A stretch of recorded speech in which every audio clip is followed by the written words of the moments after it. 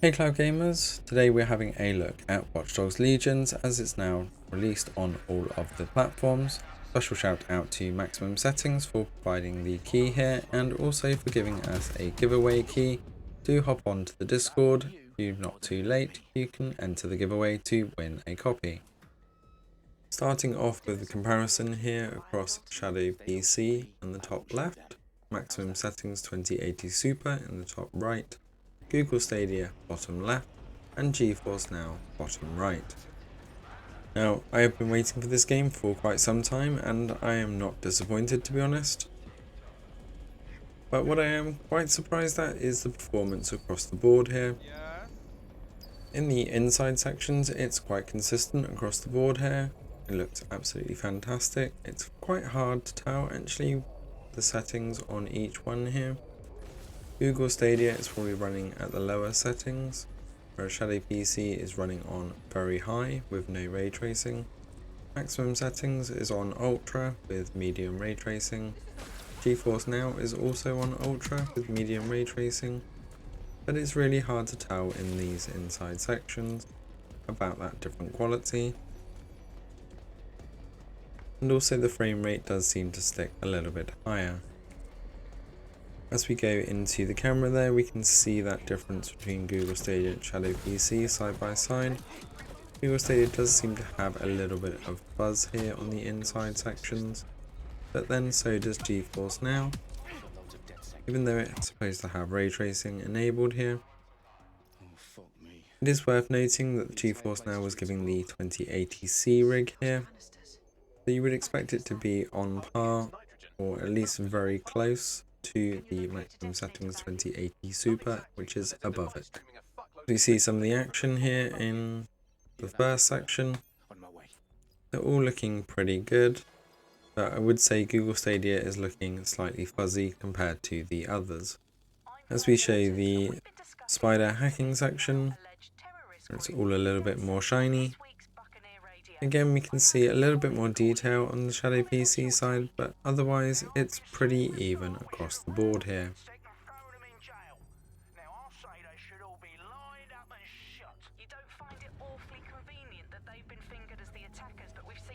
As we move over to individual then, we're starting off with Google Stadia.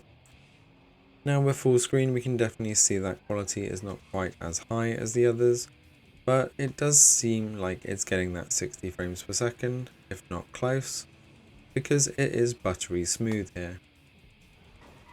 Now after playing with the other platforms for a bit and then hopping onto the Stadia version, although I can see that quality drop, the smoothness of this gameplay is absolutely phenomenal, and I was actually extremely impressed. We move on to a second driving section here, and I'm showing the driving sections and you'll see why as I go through the other platforms that this is probably the most taxing part of the gameplay. As I said, once you're in buildings, it does seem to be a lot easier. But with this high motion and all the reflections and environment changing all the time, it really does seem to push the systems to the max. Google Stadia here though takes it in its stride. No frame drops, no glitches, it is extremely smooth across the board. If I would hazard a guess, I would say that the settings are somewhere between high and very high. Looking at the roof, the ray tracing is clearly not enabled, but to keep the frame rate this smooth, I can kind of forgive it. It is extremely nice to be able to play with this smoothness and this high frame rate. As you'll see as we come into the other platforms, sometimes quality is not always the best. As we move over to GeForce Now, this was running on Ultra with medium ray tracing initially. From the benchmark it performed quite well, and in the buildings it looked extremely good, but as you can see here, as soon as we start getting into the town, those effects start causing some stutter and quite a lot of frame drops, and it really does feel quite jerky, and we also saw quite a bit of lag as we went through certain sections here, which was quite disappointing because it looked like it should handle that very well. being the 2080C. So for this next section I had turned ray tracing off because it was just getting a bit too jittery. And again, it's actually a lot nicer to have that higher frame rate. As you can see here, it's still struggling with ultra settings, and it is nowhere near as smooth as the Stadia gameplay. So although it does look a little bit better, the difference between it looking better and smooth is not enough here, and I would much rather it be smooth. So next time I play, I will definitely be lowering the graphics settings to get that smoother gameplay. Otherwise it does look phenomenal. And as we come on to the other systems here, you will see those settings. And how challenging this game is for those graphics cards is definitely pushing for the next generation. Moving over to Shadow PC then. Again, this does not have ray tracing enabled because it really could not handle it on the benchmarks, and is running on the very high settings. We can see that quality seems to be on par still with GeForce NOW, even though GeForce NOW was running at Ultra. But we are getting that higher frame rate, and it is a little bit smoother than the GeForce NOW version. I was very impressed initially with the GeForce NOW version until I started getting that stuttering outside. And it's good to see Shadow PC not suffering that fate here. Definitely reducing to the very high settings is a way to go here. I can't wait to see how the next gen card and also the consoles handle this game. Shadow PC here looking much smoother than GeForce NOW, and even though it is these very high settings, I am struggling to see the difference between the very high and ultra, especially at these speeds. So I do recommend having a play with those settings if you are playing this game. Make sure you get the max out of your quality and frame rate. So I think this puts Shadow PC into the second spot.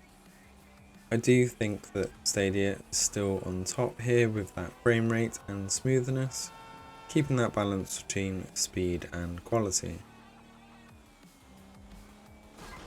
We go over to the maximum settings 2080 Super Rig here then. Again, initially on the ultra settings with medium ray tracing. We can see that quality over the others here.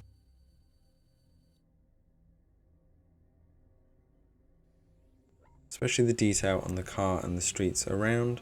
But once again, as soon as we started moving, things started to slow down. You can see the frame rate there dipping below 30. As we get to sections with more traffic, we really do get more of a slowdown. And what also I noticed was that if you go into menus, there seemed to be a bit of lag coming back out again with the controller, and that did get quite annoying. So you can see here a little bit further in, I've gone and turned that ray tracing off again, because it just isn't worth that performance hit.